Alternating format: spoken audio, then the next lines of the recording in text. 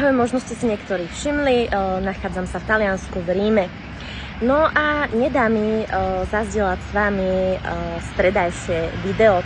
Už nejakú tú dobu komunikujem takto s vami, pretože chcem vám odovzdať to, čo som sa ja naučila, čo som pochopila na svojej ceste životom. A teda v tejto súvislosti, tým, že sa nachádzam v Ríme a všímam si, že tí ľudia sú tu naozaj originálni a naozaj sú sami sebou, tak a ja som toho názoru, aby aj ty si bol skutočne sám sebou, autentický, prirodzený, radostný v tej svojej živosti a hravosti.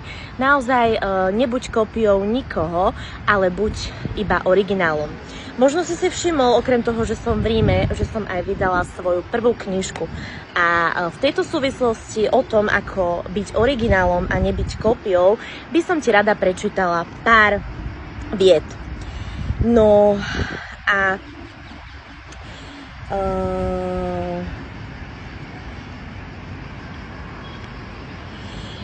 takže je to z témy elementy, ak si teda zadvážiš túto knižku, dozvieš sa viac.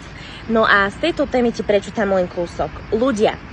My sme sem neprišli preto, aby sme sa stali otrokom či sluhom spoločnosti.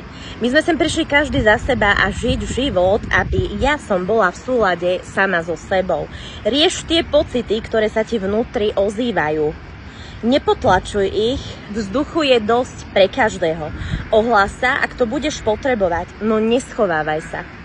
Bude príliš neskoro, keď už teraz nebudeš žiť odvážne a s láskou. A keď budeš môcť, pomôž s tým druhým ľuďom, aby aj oni pochopili. Iba každý má iný vývin. Ty to rešpektuj. Kto bude chcieť, ten pomoc vyhľadá. Kto nechce, nenuď ho. Svoju energiu míňaj na seba, nie je to sebecké, je to prospešné, tak ako pre teba, tak aj pre okolie. Lebo múdry človek ťa bude nasledovať. Ten, čo nepochopil, ťa bude kritizovať, ale aj to je cesta. Takže pýtam sa, aká je tvoja cesta?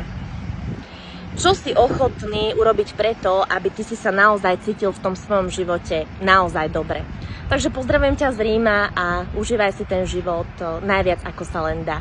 Nenechaj si ho znechutiť nikým a ničím. Čau. Arrivederci.